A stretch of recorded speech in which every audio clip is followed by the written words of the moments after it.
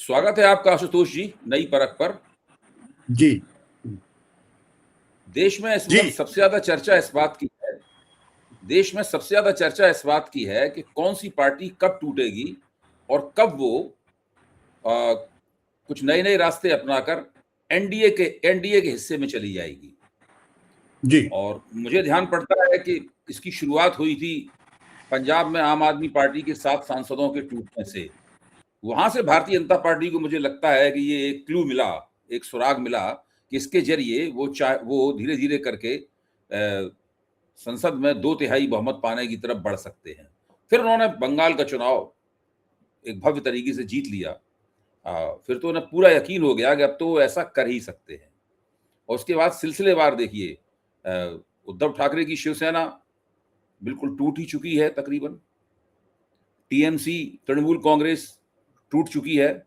और अब उत्तर प्रदेश से खबरें आ रही हैं कि वहां समाजवादी पार्टी को भी टूट की तरफ ले जाया जा सकता है। ओम प्रकाश राजभर, संजय निषाद, जो कि भारतीय जनता पार्टी के नहीं है, जो कि पिछड़े समाज से आने वाले, अति पिछड़े समाज से आने वाले सामाजिक न्याय के पैरोकार, समाज न्याय के पैरोकार नेता हैं, वो भारतीय जनता पार्टी के एजेंट की तरह काम कर रहे हैं। और उनका मानना है कि उनका दावा यह है कि समाजवादी पार्टी के बहुत से सांसद उनके संपर्क में हैं। जिस तरह का एक लोकप्रिय विश्लेषण है, वो विश्लेषण ये है कि भाई पिछली बार जब महिला आरक्षण बिल से जोड़कर जब परिसीमन का मसला कानून के रूप में एक विधेयक के तौर पर पेश किया गया, तो विपक्ष ने एकताबद्ध होकर उसको पराजित कर दिया। इससे भारतीय जनता पार्टी की योजनाओं को बहुत बड़ा झटका लगा। अब भाजपा वो सारा हिसाब किताब साफ करना चाहती है। वो अभी हालांकि 2/3 बहुमत से करीब 40 सीटें दूर है, लेकिन कुछ नहीं कहा जा सकता क्या हो सकता है। सुना तो ये जाता है कि डीएमके द्रमुक के साथ भी उसकी अंदर खाने बातचीत चल रही है कि वो परिसीमन वाले मसले को पूरा का पूरा समर्थन दे दे। यानी उसको भाजपा चाहती है कि उसको तोड़ना ना पड़े, बिना तोड़े ही उसका समर्थन इनको प्राप्त हो जाए। तो ये जो राजनीति है, ये बिल्कुल नंगी, निर्लज, एक बेहिस राजनीति है, जिसके अंदर ना कोई ना आंख का लिहाज है, ना कोई शर्म है किसी किस्म की। अब उसको किन शब्दों में कहा जाए, मेरे लिए बड़ा मुश्किल है। आपके पास अगर कोई शब्द हो तो आप मुझे उनसे अवगत कराइए आशुतोष जी। देखिए, मैं तो इसको बुलडोजर पॉलिटिक्स कहता हूं कि जो उत्तर प्रदेश से शुरू हुआ था कि कानून, बुलडोजर पॉलिटिक्स का मतलब जो अपने आप को कानून से ऊपर मानता हो, जो अपने आप को संविधान से ऊपर मानता हो, जो अपने आप को सुप्रीम कोर्ट से ऊपर मानता हो और जो खुद इंसाफ अपने स्तर पे करता हो। तो उत्तर प्रदेश के अंदर तो बुलडोजर का काफी इस्तेमाल हुआ, कई घरों को गिराने में हुआ, और खासतौर पर वो जो माइनॉरिटीज के घर थे उनके घरों को गिराने का काम हुआ। अब उस तरीके की बुलडोजर पॉलिटिक्स अब राष्ट्रीय पार्टियों के किलों को ढहाने में की जा रही है और पूरी बेशर्मी के साथ, पूरी निर्लज्जता के साथ की जा रही है। इसको ये कहने में अब किसी को कोई संकोच नहीं होना चाहिए, क्योंकि आपने बिल्कुल सही कहा। पहले 7 सांसद राज्यसभा के टूटे आम आदमी पार्टी के, जो दावा करती थी कि जो कांग्रेस के टिकट पे जीतते हैं वो कांग्रेस होने के बाद बीजेपी में चले जाते हैं और आम आदमी पार्टी को तोड़ के दिखाएं। तो आम आदमी पार्टी के 10 में से सांसद निकल गए 7। उसके बाद नंबर आया टीएमसी का, 80 में से 60 से ज्यादा विधायक निकल गए और 28 में से 20 सांसद निकल गए। और उस ममता बनर्जी को, जिसके बारे में कहा जाता था कि दरअसल वो तो बहुत ही कद्दावर नेता है, संघर्षशील नेता है, वो अपनी पार्टी नहीं बचा पाई। अब उद्धव ठाकरे के 9 सांसद थे, उनमें से 6 निकल गए, बचे 3। और उसके बाद समाजवादी पार्टी की खबर आ रही है और इस बीच एक और सुगबुगाहट हो रही है जिस पर लोगों का ध्यान थोड़ा कम है, और वो है कि अब पंजाब पे फोकस किया जा रहा। क्योंकि बीजेपी के अंदर खाने एक बात ये हो गई है कि अगर हम उड़ीसा जीत सकते हैं, अगर हम बंगाल जीत सकते हैं, तो पंजाब क्यों नहीं जीत सकते। वो तो छोटा प्रदेश है और बंगाल और उड़ीसा में तो एक जमाने में ये लगभग असंभव लगता था कि हम उड़ीसा और बंगाल में कैसे जीत सकते हैं। तो बीजेपी के लिए जो फाइनल फ्रंटियर है वो पंजाब है। तो ये भी खबरें आ रही कि पंजाब के अंदर भी कुछ हो सकता है, यानी जो हालत टीएमसी के विधायक दल का बंगाल में हुआ, क्या वही हाल आज की तारीख में आम आदमी पार्टी की पंजाब के विधायक दल का हो सकता है क्या। यह दरअसल इस वक्त सबसे बड़ी चर्चा का विषय होना चाहिए हमारे ख्याल से। और आपने बिल्कुल सही कहा, इसका एक लक्ष्य तो यह है ही कि हमको किसी तरीके से लोकसभा और राज्यसभा दोनों में 2/3 बहुमत मिलना चाहिए। और भारतीय जनता पार्टी दरअसल, अगर आप लोकसभा का इतिहास देखें, हिस्ट्री, तो उसको 2/3 लगभग 362 सांसद चाहिए। खुद उसके अपने पास 240 हैं। सहयोगी दलों को अगर जोड़ लें 52 तो ये होता है 292 होता है। जो एनसीपीआई के अगर जोड़ लें तो 20 यानी 312। अब अगर इसमें 6 हम जोड़ लें उद्धव ठाकरे के तो ये होता है 218। यानी अभी भी जो बहुमत का आंकड़ा है उससे कम से कम 44 सांसद कम है लोकसभा के अंदर। लेकिन अगर आप राज्यसभा के अंदर अगर आप देखेंगे तो राज्यसभा में आंकड़ा काफी करीब दिखाई पड़ता है। राज्यसभा में 200 जो है वो जो संख्या है वो तकरीबन 245 की संख्या है। 2/3 होता है 163। एनडीए की संख्या इस वक्त 154 है, 154। और जिसमें टीएमसी के अगर आप 3 निकाल दें जिन्होंने अपने पदों से इस्तीफा दे दिया राज्यसभा के, तो कुल 9 चाहिए थे। आप कह सकते हैं ज्यादा से ज्यादा 8 सांसद इनको और चाहिए राज्यसभा में 2/3 बहुमत पाने के लिए। यानी लोकसभा में अभी भी दूर की कौड़ी दिखाई पड़ती है। इस संदर्भ में अगर हम समाजवादी पार्टी में अगर हम टूट को देखें, अगर समाजवादी पार्टी के पास 37 सांसद हैं, 6 जो हैं वो कांग्रेस के हैं। अगर 6 कांग्रेस को किनारे भी रखते हैं तो 37 में से 25 का टूटना कोई बहुत बड़ी बात नहीं। 12 दूनी 24, 12 36 यानी 25।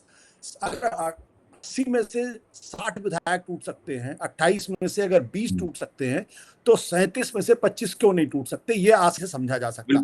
खासतौर ऐसे समय में जबकि एनफोर्समेंट डायरेक्टर सीबीआई और 15 करोड़ से 50 करोड़ तक के अगर मिल रहे हो तो लोगों को लगता है अगला चुनाव लड़ेंगे, पता नहीं जीतेंगे नहीं जीतेंगे, 50 करोड़ अपनी जेब में आ जाएंगे तो हमारी 3 पीढ़ियां तो कम से कम सुरक्षित हो जाएंगी।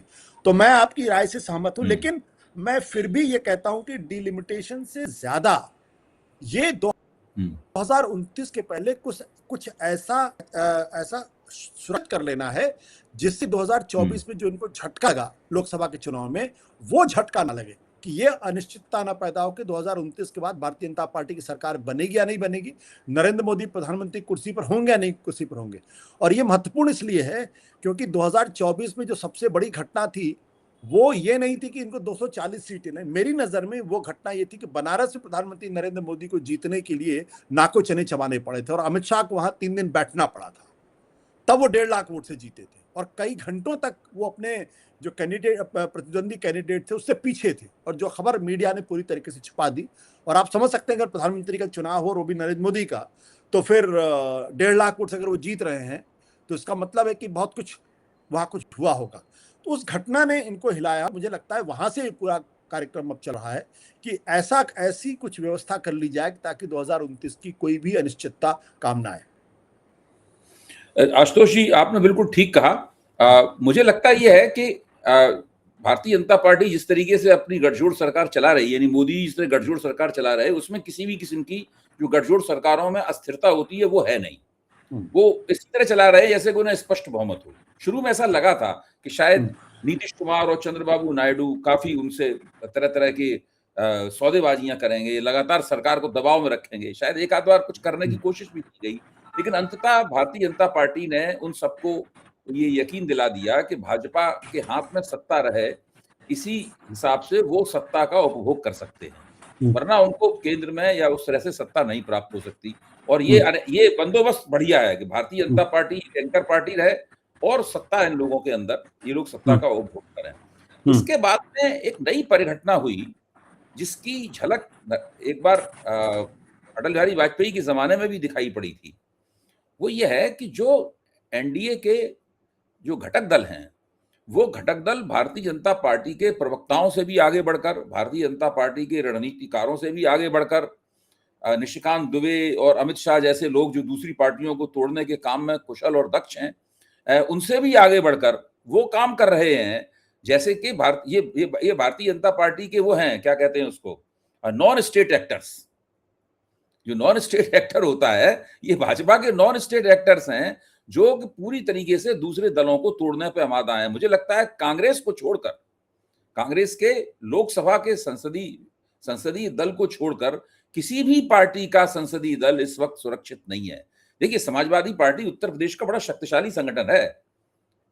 उत्तर प्रदेश के गांव-गांव, जिले-जिले में उसकी शाखाएं हैं, उसके कार्यकर्ता हैं, उसकी अपनी सीमाएं हैं उनके संगठन की। लेकिन इसमें कोई शक नहीं कि भाजपा के बाद जो निकटतम प्रतिद्वंदी है वो है।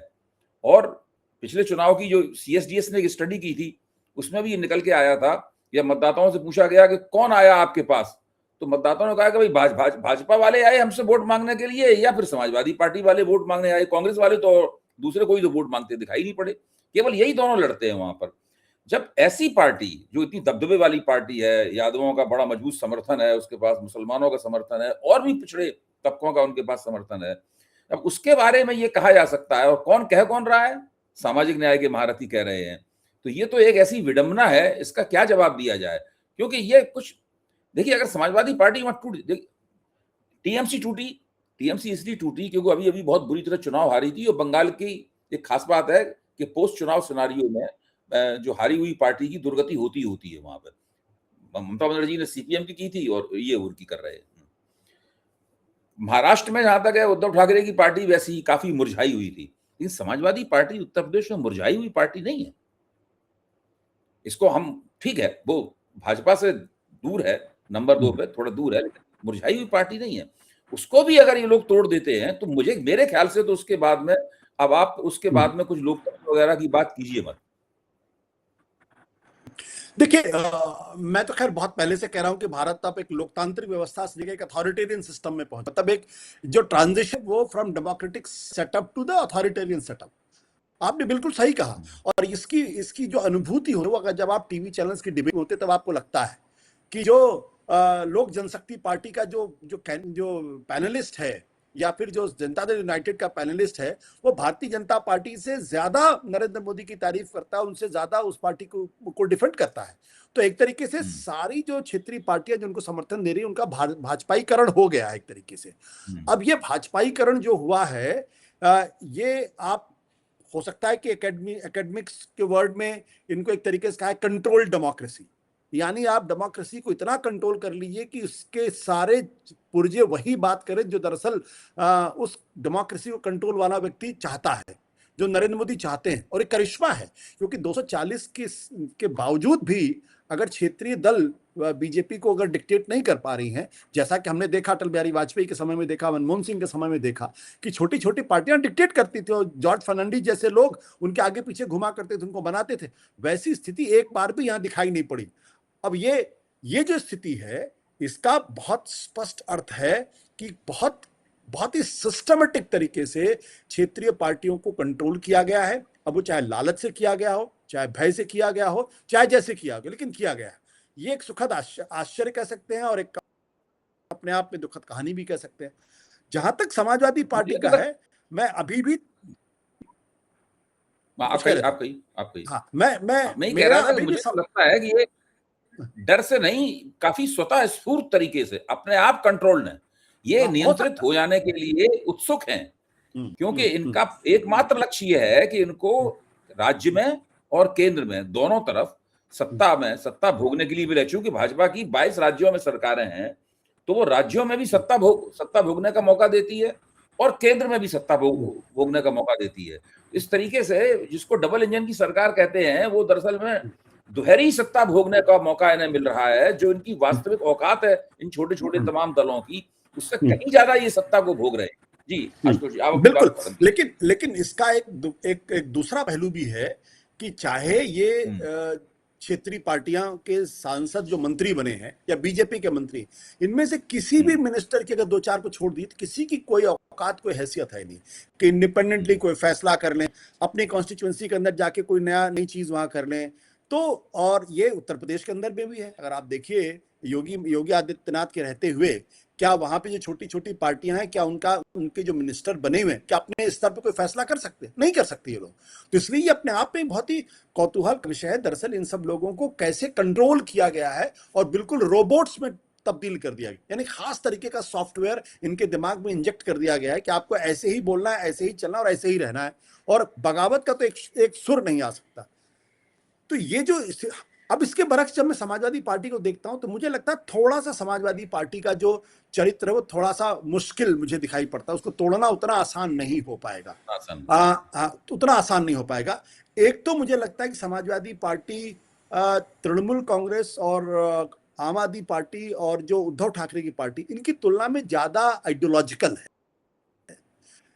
और वो बहुत कुछ कि जिस जमीन से वो निकले, जो समाजवादी आंदोलन से निकले हुए लोग हैं, और उसको जिस तरीके से बाद अखिलेश यादव ने उसको पीडीए से जोड़ने की कोशिश की, और सीधे उसको सोशल जस्टिस का आंदोलन से जोड़ा है, और उसमें सेकुलरिज्म, सोशल जस्टिस की पॉलिटिक्स बहुत ही गहराई से जुड़ी हुई है। तो थोड़े ज्यादा आइडियोलॉजिकल, हालांकि टूटने के लिए देखो कोई भी टूट सकता है, लेकिन जो मेरा अपना विश्लेषण कहता है कि थोड़े ज्यादा आइडियोलॉजिकल है, और जो ज्यादा आइडियोलॉजिकल होते हैं उनको तोड़ना थोड़ा मुश्किल काम होता है। ऐसा नहीं कि नहीं तोड़ सकते।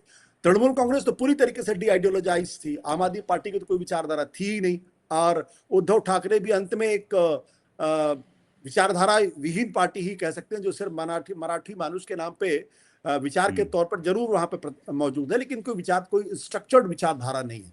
लेकिन समाजवादी पार्टी, चाहे मुलायम सिंह यादव हो, चाहे तमाम लोग हो, वो कम से कम सोशल जस्टिस की बात करते थे, वो अपलिफ्टमेंट ऑफ मार्जिनलाइज की बात करते थे, वो जो सोसाइटी के अंदर जिसे कहते हैं ना कि एक टर्म वर्नाकुलर नहीं कहेंगे, बल्कि कुछ ठीक है, वो एक हाशिए पे लोगों के आने की बात करते थे। तो मुश्किल है लेकिन असंभव नहीं है, ये मेरा स्पष्ट तौर पे मानना है। और हो सकता है कि समाजवादी पार्टी टूटे, हो सकता है, मुझे अभी थोड़ी सी दूर की कौड़ी दिखाई पड़ती है। और ये जो ओम प्रकाश राजभर, इन लोगों ने जो स्टेटमेंट्स दिए हैं, मुझे लगता है कि पानी में कंकड़ फेंकने की कोशिश की जा रही है, क्योंकि उत्तर प्रदेश के अंदर अब चुनाव 6 महीने के आसपास रह गया है। तो अगर 6 महीने में अगर ये लोग पार्टी तोड़ते हैं तो हो सकता है इनको फौरन चुनाव में जाना पड़े, और अगर फौरन चुनाव में जाएंगे तो डिफेक्टर्स के बारे में आमतौर पर माना जाता है कि उनके लिए चुनाव जीतना थोड़ा मुश्किल काम होता है। तो हो सकता है कुछ बच जाए। अब जैसे जो उद्धव ठाकरे की पार्टी से जा रहे 6 सांसद, तो कम से कम अगले 3 साल तक तो सुरक्षित है, उनकी सांसदी भी सुरक्षित रहेगी, वो सब जगह सुरक्षित कर ली जाएगी, सत्ता का सुख भी भोग लेंगे, और हो सकता है कि केंद्र सरकार में अगर कोई परिवर्तन हो तो वहां उनको मंत्रालय भी मिल जाए। लेकिन जो समाजवादी पार्टी के लोग हैं, उनको तो विधानसभा के चुनाव में कूदना पड़ेगा, और अगर विधानसभा के चुनाव में जाएंगे तो ये तमाम सांसद वहां किस मुंह से जाके पार्टी के लिए वोट मांगेंगे, और इस तरीके से सत्कार होगा, ये देखने वाली बात है मेरे ख्याल से। तो मुझे थोड़ा सा मुश्किल लग रहा है, लेकिन मोदी जी है तो मुमकिन है, कुछ भी हो सकता है। अच्छा, ये जो परसीमन वाला मामला है, द्रमुक का समर्थन प्राप्त करने के लिए ऐसा सुना जाता है, मुझे ठीक तो नहीं पता है, कि भारतीय जनता पार्टी ने कोई फार्मूला विकसित किया है, फार्मूला तैयार किया है, जो उसने द्रमुक के सामने परोस भी दिया है उस फार्मूले को, और द्रमुक वाले उसके ऊपर विचार भी कर रहे हैं। देखिए, अटल बिहारी वाजपेयी के जमाने में ये माना जाता था पहले कि द्रमुक किसी कीमत पे कभी भाजपा के साथ नहीं जा सकती, लेकिन भाजपा के रणनीतिकार व्यंग से मुस्कुराते हुए कहते हैं कि आप देखिए होके रहेगा, और वास्तव में हुआ भी। मतलब जो पार्टी ब्राह्मणों के जनेऊ काटने के लिए कैंची लेके घूमती रहती थी, वो पार्टी जनेऊधारियों की पार्टी के साथ में चली गई, और काफी जम के रही उनके साथ में, जब तक जयललिता वगैरह ने और सुब्रमण्यम स्वामी ने वगैरह ने उस पूरे बंदोबस्त को गड़बड़ा नहीं दिया। अच्छा, अभी भी तथाकथित सनातन राजनीति के खिलाफ उन्होंने, उदयनिधि स्टालिन वगैरह ने बड़ी बड़ी बातें बोली थी, बहुत सख्त बातें बोली थी। लेकिन इस वक्त जो वहां पर स्थिति है, उस स्थिति में भारतीय जनता पार्टी ये चाहेगी कि द्रमुक के साथ, क्योंकि अन्ना द्रमुक को तो टीवी के खाए जा रही है, अन्ना द्रमुक तो वो उदरस्त किए जा रही है, अन्ना द्रमुक को टीवी के। तो अब 2 ही पार्टी रह गई, टीवी के रह गई और डीएम के रह गई, टीवी के प्लस कांग्रेस और डीएम के रह गई। तो ऐसे में अगर तमिलनाडु की राजनीति में भाजपा प्रवेश चाहती है तो वो डीएमके के जरिए ही प्रवेश कर सकती है, इसलिए उसकी रणनीति यह है कि डीएमके को तोड़ा ना जाए। तोड़ देंगे तो क्या उसके साथ समझौता होगा, तो झगड़ा ही हो जाएगा। तोड़ने की बजाय किसी तरह से फुसलाया जाए, तो वहां पर तोड़ने की बजाय फुसलाने की रणनीति पर काम चल रहा है, और अगर वो डीएमके को फुसलाने में कामयाब हो गए तो वो फिर लोकसभा में भी वो जो 44 सीटें हैं उसके काफी नजदीक पहुंच जाएंगे। फिर वो एक ज्वाइंट सेशन की घोषणा करेंगे, और उसमें जादू की तरह बहुत सारे लोगों को अनुपस्थित करा देंगे, ताकि उसकी संख्या इफेक्टिवली कम हो जाए, और उसके अंदर वो एक 2/3 बहुमत प्राप्त कर लें। इस प्रकार के हथकंडे का इस्तेमाल करके वो अपना परसीमन वाला फार्मूला पास करा लेंगे, ऐसा मुझे लगता है। देखिए, नहीं, जो बात आप कह रहे हैं उसमें काफी दम है, और ये संभव हो सकता है। जैसा मैंने कहा कि देखिए 2029 के पहले कुछ बड़ा करना चाहते हैं, तभी इस वजह से ये जो कुछ अप्रत्याशित चीजें जो हो रही है ना, वो अप्रत्याशित चीजों की वजह से ही मेरे मन में वो शंकाएं है। हम्म। आप जैसे अचानक आपने देखा कि मैं अभी थोड़ी दिन पहले अखबारों को स्कैन कर रहा था, तो मैंने देखा कि मई के महीने तक चुनाव आयोग का रुख बिल्कुल अलग था। 2025 मई तक बिल्कुल अलग रुख था। वो आधार कार्ड के बारे में बात कर रहा जी था, जी वो जी, आईडी कार्ड के यही बारे में बातचीत। यानेश कुमारी हाँ कर हाँ रहे, कह हाँ, रहे थे, यही बिल्कुल कर सही रहे बात थे। है। और बिल्कुल सही बात। अचानक उन्होंने एसआईआर की घोषणा कर दी, जिसका कोई लॉजिक नहीं था, और आपने उसको पूरी तरीके से बुलडोज कर दिया। उसके बाद आप देखिए कि जिस तरीके से पहले बिहार में चुनाव कंडक्ट किया गया, और उसके बाद बंगाल का चुनाव तो क्लासिक मॉडल है, जिसमें कभी स्टडी होनी चाहिए, बाकायदा रिसर्च होगी, बड़ी बड़ी पथन्ने लिखे जाएंगे कि कैसे चुनाव जीता जाता है। आपने पूरी तरीके से एक सरकार को पंगु करके, एक पॉलिटिकल पार्टीज को पूरी तरीके से खत्म करके, जेल के अंदर नजरबंद करके आपने चुनाव को जीत लिया। तो ये भी अप्रत्याशित था, पहली बार मैं देख रहा था इस तरीके की घटना वहां हो रही। फिर उसके बाद आपने भोपाल का उदाहरण देख लिया, मतलब पूरी तरीके से आंखों के सामने सब हो रहा है, सब लोग देख रहे हैं कि एक कोई केस नहीं, उस केस के आधार पे जो रिटर्निंग ऑफिसर ने उनकी नॉमिनेशन रद्द कर दिया। फिर उसके पहले आम आदमी पार्टी टूट जाती है, फिर उसके बाद तृणमूल कांग्रेस के साथ जोड़ा। उनके जो सदस्य लोग हैं वो सड़क पे चल नहीं सकते, उनको पत्थर मारे जा रहे हैं, उनके अंडे फेंके जा रहे हैं, उनको कमर में रस्सी बांध के उनको घुमाया जा रहा है उनके इलाकों के अंदर। मतलब ये पब्लिक रिप्रेजेंटेटिव्स के साथ ये काम, और कहा जा रहा है कि लोग उनसे नाराज हैं। ये बिल्कुल नाराजगी का प्रश्न नहीं है, ये पूरी तरीके से प्रायोजित कार्यक्रम है, षड्यंत्र के तहत किया जा रहा है, ताकि तृणमूल कांग्रेस को इतना डिमोरलाइज कर दो कि उनके साथ कोई जुड़े ना, और अगले 25 साल तक वहां पे बीजेपी की सरकार। तो ये सब जो चीजें, और अब आप देखिए कि उद्धव ठाकरे की पार्टी अचानक अप्रत्याशित तौर पर टूट गई। तो इतनी सारी चीजें अगर अप्रत्याशित तरीके से हो रही हैं, इसका मतलब कुछ अप्रत्याशित करने की इनकी योजना है। एक जो मुझे लगता है आपने परिसीमन का जिक्र किया, वो एक कारण हो सकता है। दूसरा, वन नेशन वन इलेक्शन की के बारे में भी मुझे लगता है कि वो उसको भी करने की ये कोई ना कोई इनके फिराक में होंगे ये। लेकिन जहां तक डीएमके का प्रश्न है, देखिए डीएमके भी एक विचारधारा पर आधारित पार्टी है, एक बहुत ही सुविचारित विचारधारा है, जिसकी अपनी एक बहुत स्ट्रांग लेगेसी है, जो श्री नारायण गुरु और पेरियार का जो सम्मिलित जो जो थॉट प्रोसेस है, उससे उपजी हुई पार्टी है। पेरियार ने सबसे पहले डीके का गठन किया था, फिर निकल के डीएमके बना, और डीएमके से निकल के एआईडीएमके बना। एआईडीएमके हमेशा से मुझे एक पर्सनालिटी कल्ट पर आधारित पार्टी लगी, जिसके अंदर विचारधारा का जो अंश था वो काफी कम था। लेकिन डीएमके पूरी तरीके से विचारधारा की पार्टी है, इसमें मुझे कोई संदेह नहीं है। अब डीएमके अगर मूर्खता करेगी, अगर वो जल्दबाजी के अंदर या राहुल गांधी से नाराज होके या कांग्रेस से नाराज होके वो कोई ऐसा कदम उठाएगी जो उसके लिए आत्मघाती साबित होगा। आज की तारीख में अगर आप ध्यान से देखें, जो 2 डेवलपमेंट हैं, बल्कि 3 डेवलपमेंट, कि विजय का इमर्ज करना वो एक इंपॉर्टेंट है। इसका मतलब वहां कहीं ना कहीं जो द्रविड़ पॉलिटिक्स है उससे फटीग हो रहा, लेकिन उसके बावजूद डीएमके का मैदान में मजबूती के साथ बने रहना, ये इंपॉर्टेंट बात है। एआईडीएमके का की हालत खराब होना, और चुनाव के बाद एआईडीएमके का धीरे धीरे बिखरना, और उसके बाद अन्नामलाई जो बीजेपी के अध्यक्ष थे उनका पार्टी छोड़ना, और छोड़ने के बाद अपना एक नया आंदोलन शुरू करना, और 1-2 दिन के अंदर करीब 10 लाख लोगों का उनके साथ जुड़ना। और अब वो नीट की और उस चीजों की तीखी आलोचना कर रहे हैं। अब इस पूरे संदर्भ अगर हम देखें तो ये अगर ईगो अगर छोड़ दें स्टालिन, और तो मुझे कोई कारण नहीं समझ में आता कि उनको परिसीमन का विरोध नहीं करना, उनका मोदी सरकार के साथ जाने का कोई कारण समझ में नहीं आता मुझे। सिर्फ ईगो की वजह से ही जा सकते हैं और बदले की भावना से ही जा सकते हैं, और अगर वैसा करेंगे तो मेरा मानना है कि वो अपने अपने पैरों में वो कुल्हाड़ी मारेंगे। विजय की पार्टी का कोई मुझे लंबा भविष्य इसलिए दिखाई नहीं पड़ता क्योंकि वो भी एक कल्ट के इर्द गिर्द हुई पार्टी है। वो एक तरीके का, जिसे कहते हैं ना कि एक तरीके का सेंटिमेंट है कि जब लोगों को किसी को रिजेक्ट करना होता है या किसी के खिलाफ प्रोटेस्ट वोट करना होता है, तो वो सेंटिमेंट जो हमने दिल्ली में देखा। लेकिन क्या विजय उसी तरीके के मैवरिक हैं जैसे कि अरविंद केजरीवाल? मुझे से पूरी तरीके से संदेह है। उनका कोई स्ट्रक्चर्ड पार्टी है? मुझे संदेह इसमें। क्या उनकी कोई स्ट्रक्चर्ड विचारधारा है? मुझे से पूरी तरीके से संदेह। तो ऐसी पार्टियां लंबे समय तक नहीं चल पाती हैं, और अगले चुनाव तो 5 साल चल जाए तो बहुत अच्छी बात है, लेकिन अगर उसमें कोई बदलाव नहीं किया, डीएमके अगर आनंद में कोई फर्क तो दिक्कत पैदा होगी। लेकिन मैं आपके एक राय सहमत हूं। एक फार्मूला है जो फुसफुसाहट के तौर पे की जा रही है। वो फार्मूला क्या है? वो दरअसल फार्मूला जो है वो है कि हम परिसीमन 50% में कर दें अक्रॉस द स्टेट।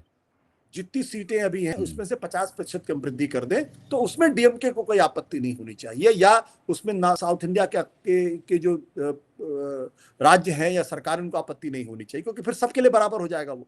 लेकिन अगर आप ये चाहेंगे कि जनसंख्या के आधार पर करेंगे, तब तो निश्चित तौर पर साउथ इंडिया के जिसको स्टालिन लगातार विरोध करते रहे और उसको नॉर्थ एंड साउथ के बीच का झगड़ा बताते रहे, यहां तक कहते रहे कमाते हम और खा उड़ा रहे हैं नॉर्थ के स्टेट, वो अगर करेंगे तो मुझे लगता है उस पर तो उनके लिए सहमति देना थोड़ा मुश्किल होगा। लेकिन अगर 50% का फॉर्मूला आएगा तो शायद वो बात बन सकती है। और हाँ, एब्सटेंशन की बात तो कभी भी हो सकती है। आपका इतना मुंह भर दिया जाए कि आपको कुछ बोलने ना पाए तो वो बात अलग हो सकती है। लेकिन अगर बिना 50% के फॉर्मूले के एब्सटेन करना भी और सपोर्ट करना, दोनों ही डीएम के लिए बहुत मुश्किल काम होगा। जो आपने अभी एक बात कही ना कि ज्ञानेश कुमार जब नए मुख्य चुनाव आयुक्त बने थे, तो उनका कहना यह था कि भाई हम तो सारे देश में मुहिम चलाएंगे कि आधार कार्ड को वोटर आई कार्ड के साथ जोड़ा जाए। बिल्कुल, लोग तो उसकी समीक्षा कर रहे थे। अचानक उन्होंने एक दिन पहले चुनाव आयोग के कर्मचारियों की एक बड़ी बैठक ली। उस बैठक में भी घोषणा नहीं की और दूसरे दिन उन्होंने एसआईआर की घोषणा कर दी। चुनाव आयोग के कर्मचारी भी उस घोषणा को सुनकर भौचक्के के रह गए थे, क्योंकि एसआईआर वाला फार्मूला कहीं पकाया जा रहा था। जब वो पक गया तब वो एक प्लाईविल इलेक्शन चीफ इलेक्शन कमिश्नर को थमा दिया गया। मैं अभी पहली नजर में मुझे लगता है कि एसआईआर प्लस परसिमन of BJP style is equal to great possibility of winning the 2029। ये एक फार्मूला है जिसके ऊपर बीजेपी बड़े सुव्यवस्थित तरीके से और रिलेंटलेस, मतलब बिना रुके हुए, बिना किसी की बाधा को स्वीकार किए बिना उस सिलसिले में काम कर रही है। उसको बड़ा झटका लगा था जब ये संसद में हार गए, वो विपक्ष को तोड़ नहीं पाए। तो उस बात को अब हिसाब वो साफ कर लेना चाहते हैं और उसके लिए दबादब वो पार्टियां तोड़ रही है। और मेरे ख्याल से ये सिलसिला लगातार जारी रहेगा। मुझे लगता है कि वो समाजवादी पार्टी को भी तोड़ देंगे। मुश्किल होगी, आपकी बात सही है, लेकिन वो उसको भी तोड़ देंगे और डीएमके को भी पटा लेंगे। ये कर लेंगे अपना। आप देखिएगा ये महीने डेढ़ महीने के अंदर, काफी समय अभी है, महीने डेढ़ महीने के अंदर ये सब कर करा के वो 2/3 बहुमत पूरी तरह नहीं प्राप्त करेंगे तो उसके नजदीक पहुंच जाएंगे। और उसके बाद कई हथकंडे हैं 2/3 संसद की कुल संख्या को घटा देने के, बहुमत प्राप्त कर देने का। आप देखिए झारखंड के अंदर परिमल नाथवानी चुनाव जीत गए ना। हाँ, तो भारतीय जनता पार्टी कैसे जीत गए? वो भी तो चमत्कार ही होता है ना कि भाई आपको विधायकों सांसदों को ही तो खरीदना है, वो खरीद देंगे। किसी घर पे ईडी चली जाएगी, किसी घर पे सीबीआई पहुंच जाएगी, किसी को जेल जाने के लिए उठा लिया जाएगा, तो बाकी तो अपने डर के मारे कह देंगे यार कौन इस चक्कर में पड़े। अब बुढ़ापे में जो अशोक चौहान ने कहा था कि भाई अब इस उम्र में मैं जेल नहीं जा सकता, मेरे पास 2 ही विकल्प है, या तो मैं राज्यसभा जाऊं या जेल जाऊं। तो सोनिया जी माफ करिएगा, मैं आपका बड़ा सम्मान करता हूं, लेकिन मैं इस उम्र में जेल नहीं जा सकता। तो इस उम्र में जेल नहीं जा सकता, ये कहावत तो कहीं भी लागू हो सकती है अगर आपके पास विचारधारा का कन्विक्शन हो। इसलिए मुझे तो कोई नहीं जाना चाहता है। सही बात। ठीक है, बहुत बहुत शुक्रिया आशुतोष जी। अब बिल्कुल हम लोगों के सामने एक ऐसा नजारा दिखाई पड़ रहा है जिस नजारे में सरकार जो चाहे करने के पे आमादा है और न कोई रोक टोक है, न कोई शिकायत का मंच है, कोई तरीका नहीं है जिससे सरकार से कोई जवाबदेही की जा सके, कोई शिकायत भी कहीं दर्ज कराई जा सके। ऐसा देश में पहली बार हुआ है। इमरजेंसी में कम से कम ऐसा, इमरजेंसी में भी ऐसा नहीं था। इमरजेंसी में हम लोग सड़क कचहरी में जाके नारे लगा के अपनी गिरफ्तारी दे देते थे और जेल चले जाते थे। अब तो आप कचहरी में नारे लगाते जाएंगे तो लोग आपके ऊपर हंसेंगे, आपको गिरफ्तारी नहीं किया जाएगा, आपका मन होगा तो आपको घर से उठा लेंगे। मतलब ये स्थिति है, बिल्कुल मामला बदल गया है। अगर आप उस तरह की एक काम करना चाहें जो इमरजेंसी में होता था, तो आप वो भी नहीं कर सकते। भाजपा सोचेगी लगाने दो नारे इसको, और क्या। हाँ, बिल्कुल पागलों की तरह आप नारे लगा के वापस चले जाएंगे घर और चाय पियेंगे आके और लोकतंत्र पर मातम मनाएंगे। बहुत बहुत धन्यवाद आशुतोष जी। धन्यवाद, थैंक यू। मिलते हैं जल्दी। बिल्कुल।